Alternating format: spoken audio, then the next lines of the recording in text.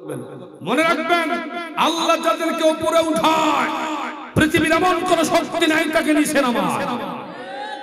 আবার আল্লাহ যদি চায় যে তাকে বেইজ্জতি করবে, জিল্লুতির সাথে বিদায় দিবে, পৃথিবীর কোন প্রধানমন্ত্রী, কোন চিফ জাস্টিস, কোন ডিসি, কোন এসপি, কোন ওসি বলার ক্ষমতা নাই।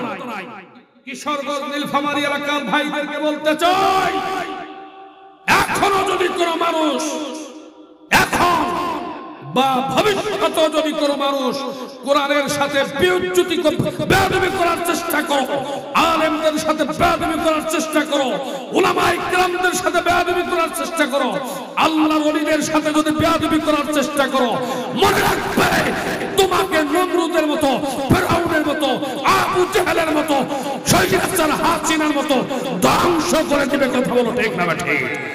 রাজি আছো? কারা কারা দুহাত দেখাও আল্লাহকে। নিজে রান্না করি থইছে, রান্না করা খাবার খাইতে পারে না। এটাই হচ্ছে ইন্না বাদশা রাব্বিকা লাশাদীদ। আল্লাহ বলছে, বান্দা আমি সহজে কাউকে ধরি না, কিন্তু যখন ধরি ভাত খাওয়ার সময় নেই। কি প্রশ্ন করা হবে? এক নম্বর প্রশ্ন, মার রব্বুকা, তোমার রব কে? দ্বিতীয় প্রশ্ন করা হবে, ওমা দীনুকা, তোমার দিন কি? তৃতীয় প্রশ্ন করা হবে, লাস্ট কোয়েশ্চেন করা হবে, মান হাজার রাজুলু। এইভাবে আমলনামা ঝুলায় দেখানো হবে, লোক রেডি ইকরা কিতাবাক। বান্দা দেখো তো এই আমলনামার মধ্যে ছবিটা যার দেওয়া আছে নাকি চিনতে পারো কি না ইনি কে? আমার ভাইজান, আমল যদি ভালো হয়, গাজীপুরি রহমতুল্লাহি আলাইহি আব্দুল হামিদ সাহেব অবশ্যই তিনি একজন নেককার এবং আল্লাহর ওলি। তেনার কাছে যখন মুনকার নাকির এসেছে, আমার ভাইজান তিনি জবাব দিয়েছিলেন, রব্বি আল্লাহ, আমার রব হচ্ছে আল্লাহ। তিনি জবাব দিয়েছেন, দিনী আল ইসলাম, আমার দিন ছিল ইসলাম। তিনি জবাব দিয়েছিলেন, হাদা রাসূলুল্লাহ সাল্লাল্লাহু আলাইহি ওয়াসাল্লাম। ইনি আর কেউ নন, ইনি হলেন সাইয়্যিদুল কাউনাইন, হাবিবে কায়সার মুহাম্মাদুর রাসূলুল্লাহ। ইনি হলেন আমাদের রাসূল, বিশ্ব নবী, যিনি কাউসার, জমজম সব পানি আমাদেরকে খাওয়াবেন। তিনি হলেন আমাদের এই নবী মুহাম্মাদুর রাসূলুল্লাহ। আল্লাহ রাব্বুল আলামিন বলবে, বান্দা আর এই বান্দাকে কষ্ট দিও না, ফেরেশতারে ওকে আর ডিস্টার্ব করো না, ওকে এমন একটা ঘুম ওর চোখের মধ্যে দিয়া দাও, কিয়ামত পর্যন্ত সে ঘুমাতেই থাক। বলেন না সুবহানাল্লাহ? কিয়ামত পর্যন্ত কবরে ঘুম পড়া দেওয়া হবে, আর তার কবরটা জান্নাতের সঙ্গে যোগাযোগ করে দেওয়া হবে। সেই কবর থেকে জান্নাতের সাথে কবরের সম্পর্ক করে দেওয়া হবে। কবরে শুয়ে থাকাকালীন জান্নাতের সুঘ্রাণ পেতে থাকবে। বলেন সুবহান। আর কাউমা কাদের আসছে, মারা গেছে, মুনকার নাকির আসছে, এসে বলছে, মার রব্বুকা। ওই যদি ওই মুহূর্তে কয়, তুমি কি চেনো? আমি প্রধানমন্ত্রীর সেক্রেটারি, আমি হলাম আওয়ামী লীগের লিডার। তাকে প্রশ্ন করা হবে, আমার রব্বুকা। সে যদি বলে আমি আওয়ামী লীগের সেক্রেটারি, সে তাকে যদি বলা হয় আমার দিনুকা, তোমার দিন কি? সে যদি বলে তুমি আমাকে চেনো নাকি বেটা, বলো কি, what do you want to say, তুমি কি বলতে চাও? আমি হলাম প্রধানমন্ত্রীর একবারে ডাইন হাতের লোক। মান হাজার রাজুল, দেখো তুমি নাকি চিনতে পারো কিনা বেটা, তুমি বলো কি, who are you, I don't you, I say get out. তুমি আমি কি, তুমি আমাকে চেনো নাকি? আই অ্যাম গ্রাজুয়েট পারসন, এবং আমি হলাম জেন্টলম্যান। কাউয়া কাদে। সেদিন কি করবে জানেন?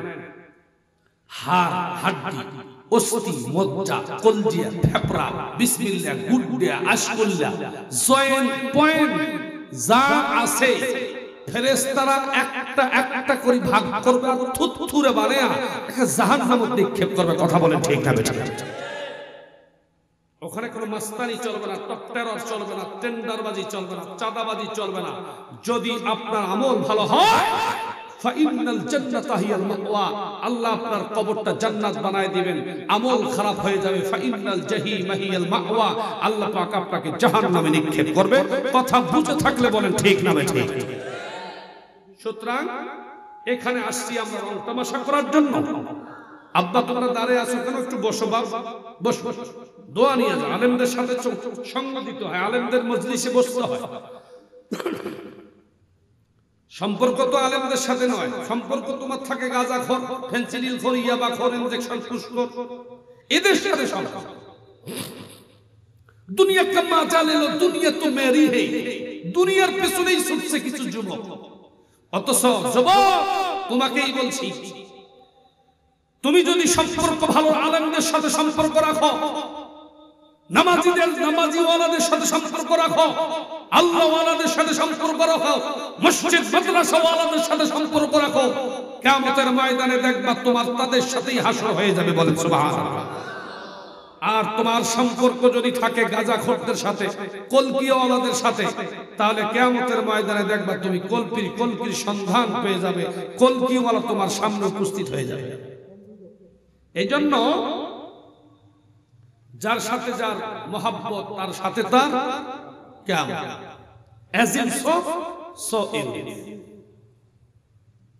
কামা তাদিনু তুদা, আপনি যেমন করবেন তেমনই ভাইবেন। আম গাছ গাড়িয়ে কাঁঠাল খাওয়ার কেউ আশা যদি করি বসি থাকে, ওটা আসলে বোকা না সালা?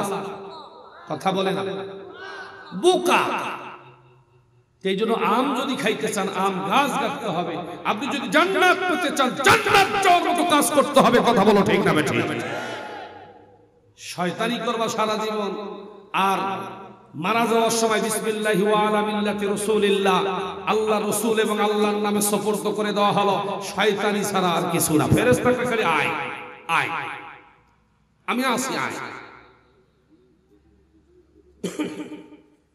আমার ভাইরা, তাহলে শয়তান, এই তুমি এখানে বসো, এখানে এদিকে আসো, তুমি একটু ঘন ঘন একটু চা দিও তো বাবা।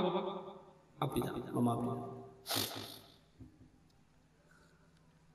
আপনারা বিশ্বাস না মানে দিতে পারবেন, আমাকে একটু সহযোগিতা করেন। প্রতিদিন কথা বলি তো, একটু না খাইলে হয় না। মন খারাপ করতেছেন নাকি? চাইলে ফির দিতে পারবো, আমি ফির আবার ওই তাহিরি মতো বলতে পারবো না, ঢেলে দেই, এটা বলতে পারবো। কারণ এই এরকম অভ্যাস আমাদের। আলেম মানুষ, ভাষা হবে সাবলীল। কথা বলে ঠিক না বেঠিক? আজকে যারাই উপরে উঠতে চাচ্ছে, যারাই কথা বলতেছে কোরআন এবং সুন্নাহর আলোকে সঠিক কথা, তাদেরকেই পান ধরে নামার চেষ্টা করতেছে। ঠিক না বেঠিক? আজকে ডক্টর মিজানুর রহমান আজহারি কি একটা কথা বলছে, একদল খাইছে আর একদল খাওয়ার জন্য রেডি হয়েছে। আর একটা শ্রেণী আছে, একটা খুব চুলকানি শুরু হয়ে গেছে। কেন চুলকানি শুরু হলো আপনার? বাংলাদেশে তার দল নাই, আপনি খেপলেন কেন? তার মানে দোষ কিছুটা কথা না কয়, কথা কয় না পাবলিক, কথা কয় না, দোষ আছে। এই জন্য অন্যের দোষ তালাশ করার আগে, অন্যের দোষ ধরার আগে নিজেকে আগে দেখো। লুক এট ইউ, তুমি তোমার দিকে তাকাও। তোমার দিকে তাকালে তুমি ভালো না খারাপ, তুমি ক্লিন নাকি ডার্টি, এটা বুঝা যাবে। ঠিক না বেঠিক? আমার ভাইরা, এই জন্য মনে রাখবেন, আলেমদের সাথে থাকবেন, আলেমদের ইজ্জত করবেন, তাজিম করবেন। মনে রাখবেন, আল্লাহ যাদেরকে উপরে উঠায়, পৃথিবীর এমন কোন শক্তি নাই তাকে নিচে নামায়। আবার আল্লাহ যদি চায় যে তাকে বেইজ্জতি করবে, জিল্লুতির সাথে বিদায় দিবে, পৃথিবীর কোন প্রধানমন্ত্রী, কোন চিফ জাস্টিস, কোন ডিসি, কোন এসপি, কোন ওসি বাবার ক্ষমতা নাই। এমনকি সেনাবাহিনীর যিনি জেনারেল, তিনিও বাঁচাতে পারবে না। যিনি সেনা প্রধান, তিনিও বাঁচাতে পারবে না যদি আল্লাহ না চায়। কথা বলে ঠিক না ঠিক? নিজে রান্না করে থইছে, রান্না করা খাবার খাইতে পারে না। এটাই হচ্ছে ইন্না বাদশা রাব্বিকা লাশাদীদ। আল্লাহ বলছে, বান্দা আমি সহজে কাউকে ধরি না, কিন্তু যখন ধরি ভাত খাওয়ার সময় নেই। আপনারা বুঝতেছেন তো? বুঝতেছেন তো? আমার ভাই, আপনারা আমাকে দাওয়াত না দেন, আপনার এই কিশোরগঞ্জ আমার কোনো আফসোস নাই, আমরা দাওয়াতের পাগল না। আমরা যতটুকু কথা বলি কোরআন সুন্নাহর আলোকে বলি, যাতে কিছু নিয়ে যেতে পারে, ঠিক না বেটা? আমার ভাইরা, আমার বন্ধুগণ, গভীর আলোচনা। মা বোনেরা আছে তো? মা বোনেরা আছে তো? আল্লাহর পয়গম্বর বিশ্ব নবী মুহাম্মদুর রাসূলুল্লাহ সাল্লাল্লাহু আলাইহি ওয়াসাল্লাম বসে আছেন, পাশে ছিলেন আম্মা জান আয়েশা, পাশে ছিলেন হযরতে খাদিজাতুল কুবরা। মনে আছে? আমার ভাইরা, হযরতে খাদিজাতুল কুবরা বিশ্ব নবীর কান্না দেখে হতবাক হয়ে গেলেন, বললেন, ইয়া রাসূলুল্লাহ, আপনি এভাবে কাঁদেন?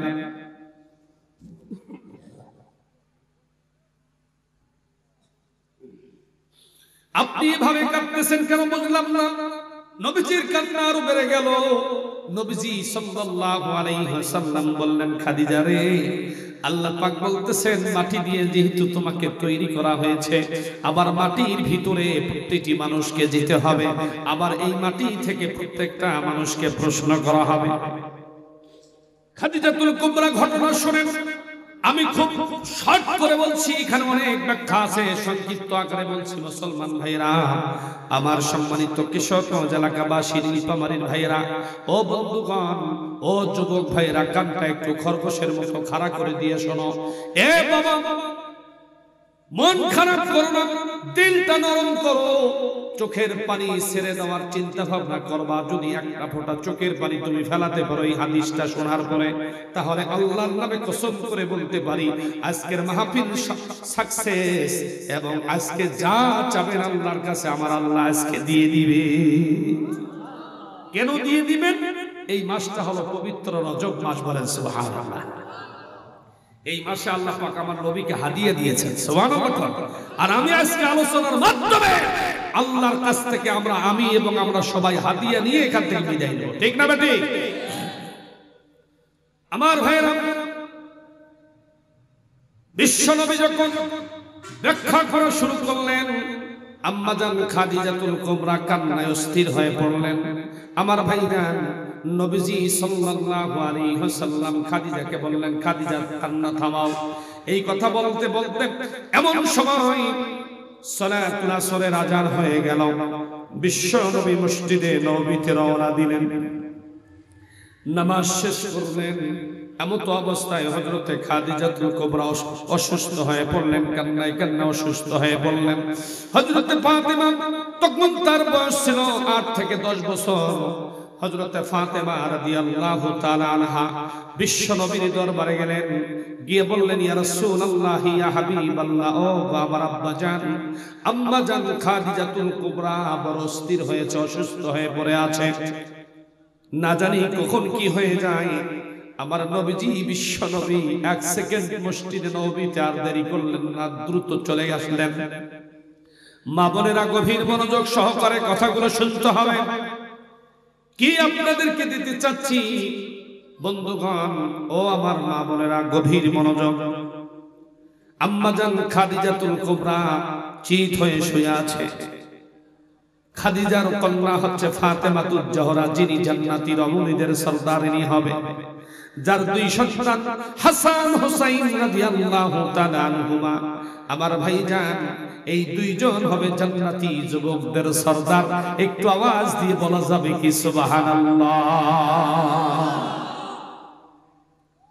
আমার ভাইরা, কতগুলো কথা বলি, এমন সময় আমাকে উঠানো হলো, তারপরও 2 ঘন্টা বাজতে চলছে। বন্ধুগণ, কি বলবো, আমি যদি ফজর পর্যন্ত ওয়াজ করি একটা লোক উঠবেন না আমি জানি, কিন্তু বন্ধুগণ, গভীর রাতে খরগোশের মতো কানটা খাড়া করে দিয়ে একটু আলোচনাগুলো শুনুন বাবা। আল্লাহর নবী, বিশ্ব নবীর স্ত্রী হযরতে খাদিজাতুল কুবরা অসুস্থ হয়ে চিত হয়ে শুয়ে আছে, টনটনা হয়ে। হযরতে ফাতেমা, তার বয়স তখন 8 থেকে 9 বছর, তাফসীরের মধ্যে আসছে। আম্মা জানের অবস্থা দেখে ফাতেমা দেরি করলেন না, বিশ্ব নবীর কাছে দৌড়ে গেলেন, নবীজিকে সালাম দিয়ে বললেন, ইয়া রাসূলুল্লাহ, আম্মা জান কেন জানি অসুস্থ হয়ে পড়ে আছে, আম্মা জান কেন জানি ছটফট করতেছে, হয়তো আম্মা জান কি যে করে। বিশ্ব নবী খাদিজাতুল কুবরাকে এত ভালোবাসতেন, আমার ভাইরা, আমার বন্ধুগণ খাদিজাকে খুবই ভালোবাসতেন। কারণ খাদিজা এমন একজন নারী, যেই নারী আল্লাহর জন্য, তার রাসূলের জন্য মক্কা শহরের ৮ নম্বর ধনী হযরতে খাদিজা, সেই খাদিজা দ্বীনের জন্য, ইসলামের জন্য আমার নবীর কাছে সমস্ত সম্পদ আল্লাহর রাস্তায় দিয়ে দিয়েছে। শুধু তাই নয়, যেই সময় নবীজিকে শেল্টার দেওয়ার মতো কেউ ছিল না, সেই সময় আমার নবীজিকে শেল্টার দিয়েছেন আম্মা জান খাদিজা। বলেন সুবহানাল্লাহ। আমার ভাইরা, শুধু তাই নয়, ও মুসলমান ভাইরা, সর্বপ্রথম যেই নারীটা বিশ্ব নবীর হাতে হাত রেখে মুসলমান হয়েছে, কালিমা পড়ে, আমার ভাইজান, সেই নারীটা আর কেউ নয়, তিনি হলেন আম্মা জান খাদিজাতুল কুবরা। ও খাদিজা, তোমার কোনো ত্রুটি নাই, তোমার কোনো ভুল নাই। আমি মুহাম্মদুর রাসূলুল্লাহ তোমাকে আল্লাহর ওয়াস্তে ক্ষমা করে দিলাম। আমার ভাইরা, আমার বন্ধুগণ,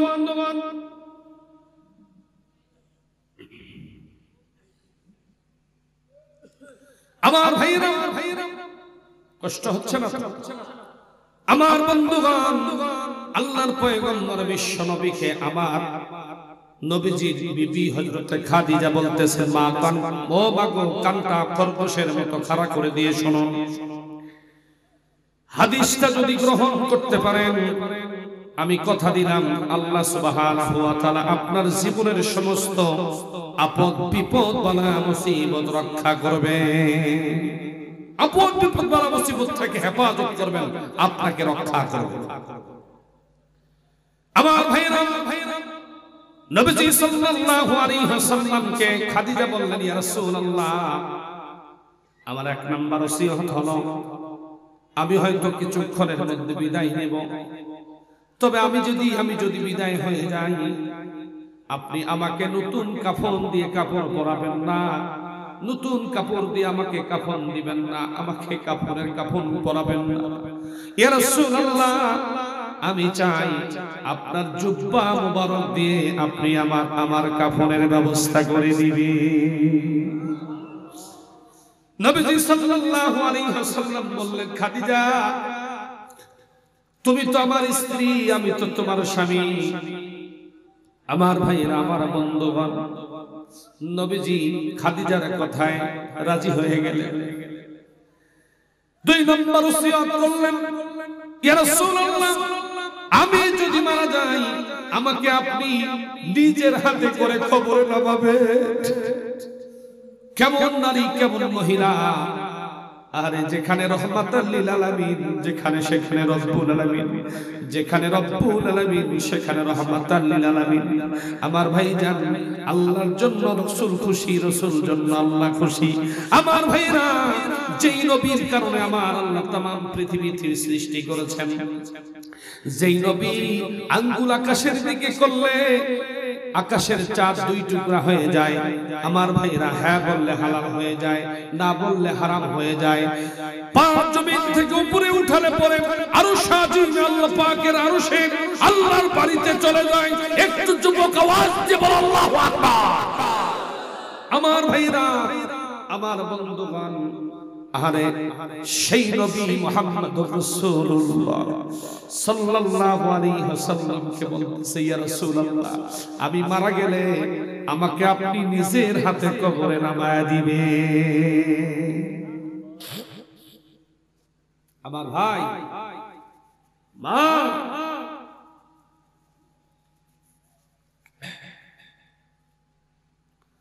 আমার বন্ধুগণ, আমার ভাইরা, নবীজি সাল্লাল্লাহু আলাইহি ওয়াসাল্লাম রাজি হয়ে গেলেন। 3 নম্বর ওসিয়ত হলো, আমাকে দাফন কাফন করানোর পরে দাফন করে দিবেন। দাফন করে দেওয়ার পর, ইয়া রাসূলুল্লাহ, মুনকার নাকির না আসা পর্যন্ত আপনি কবরের পাশে দাঁড়িয়ে থাকবেন। কারণ আমি খাদিজা ভাঙ্গা সেরা কিছু আমল করেছি, এই আমল দিয়া আমি মুনকার নাকিরের জবাব দিতে পারবো কিনা আমি জানি না। ইয়া রাসূলুল্লাহ, আমি যদি দিতে না পারি, আমার হয়ে আপনি রাসূল জবাব দিয়ে দিয়ে আমার ভাইরা মুনকার নাকিরের জবাব একজন আর একজনকে দিতে পারে, একজনের হয় আর একজন দিতে পারে, এরকম কোন এখতিয়ার ক্যাপাসিটি এবিলিটি কারো নাই, কোন এখতিয়ার নাই। তবে নবীজি সাল্লাল্লাহু আলাইহি ওয়াসাল্লাম বলেছেন, খাদিজা রে, তোমার প্রশ্নের, তোমার কবরের জবাব আমি দিতে পারবো না, তবে তোমাকে প্রশ্ন না করা পর্যন্ত আমি রাসূল তোমার কবরের পাশ ছাড়ব না। সংক্ষিপ্ত আকারে কথা বলছি, সামনে অনেক আলোচনা, কিন্তু এতগুলো আলোচনা করার সময় হবে না বন্ধুগণ। আল্লাহর পয়গম্বর বিশ্বনবীর উরুর উপরে খাদিজাতুল কুবরা রাদিয়াল্লাহু তাআলা আনহা ইন্তেকাল করলেন, পরলোক গমন করলেন, বিদায় নিয়ে চলে গেলেন।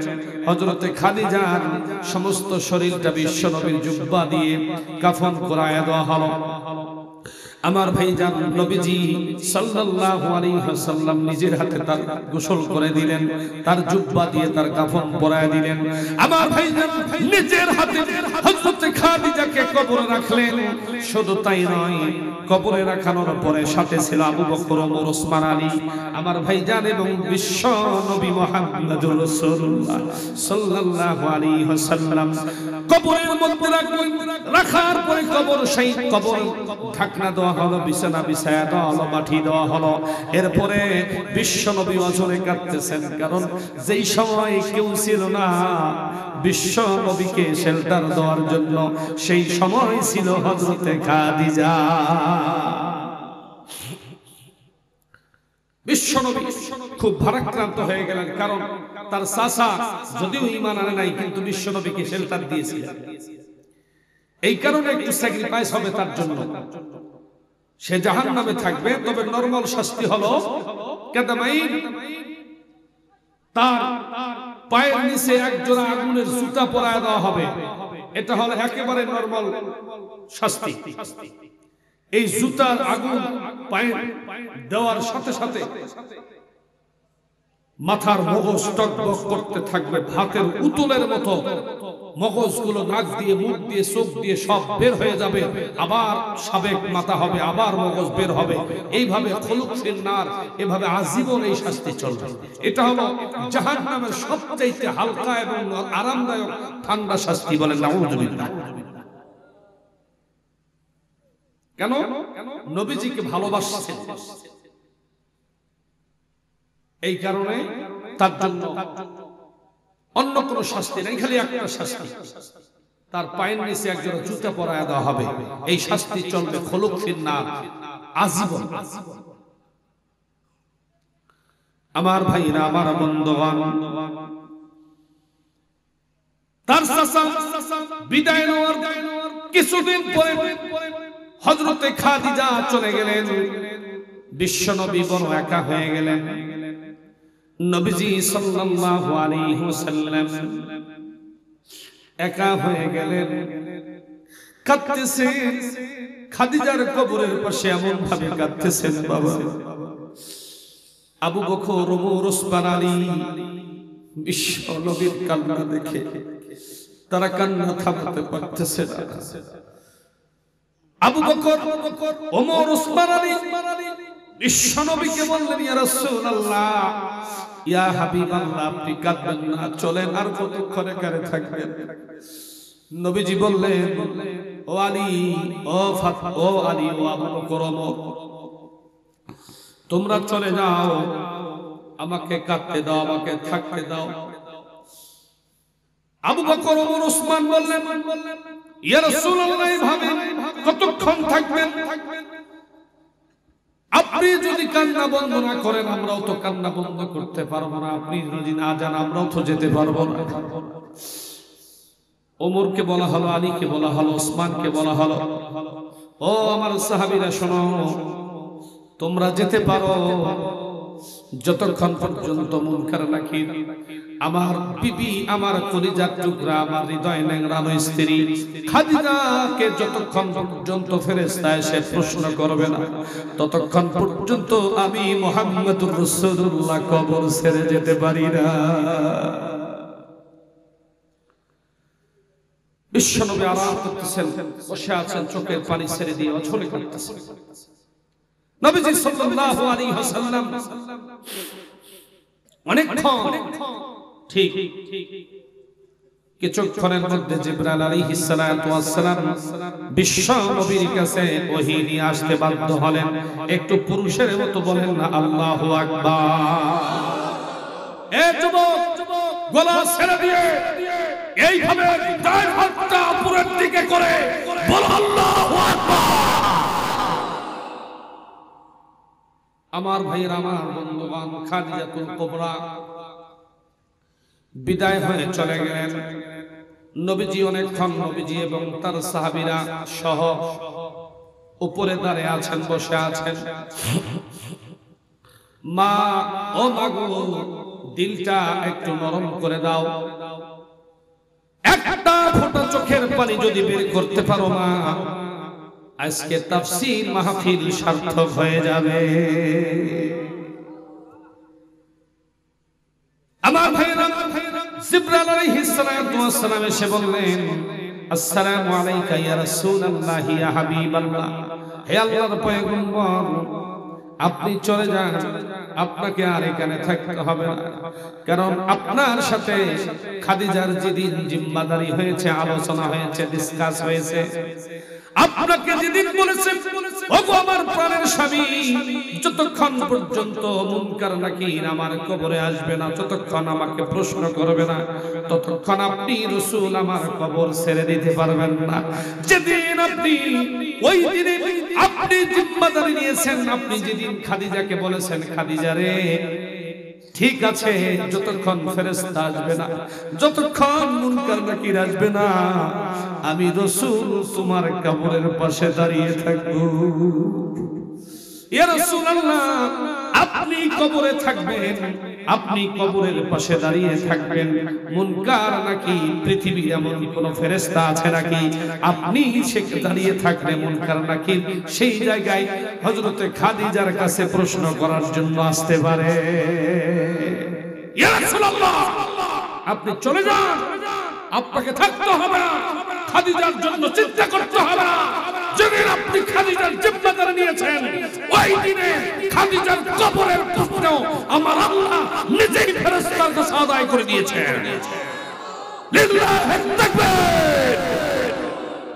আমার ভাইরা, মানুষ হতে হবে এমন, আমলওয়ালা হতে হবে এমন, মরতে দেরি হবে, জান্নাতে যেতে দেরি হবে। ঠিক বললাম না ভাই? ঠিক। এইজন্য কষ্ট হচ্ছে না তো? দোয়া করে দেই নাকি আর 5-10 মিনিট বাড়াবো একটু? আমার ভাইরা, আমি জানি আপনারা সারা রাত শুনবেন।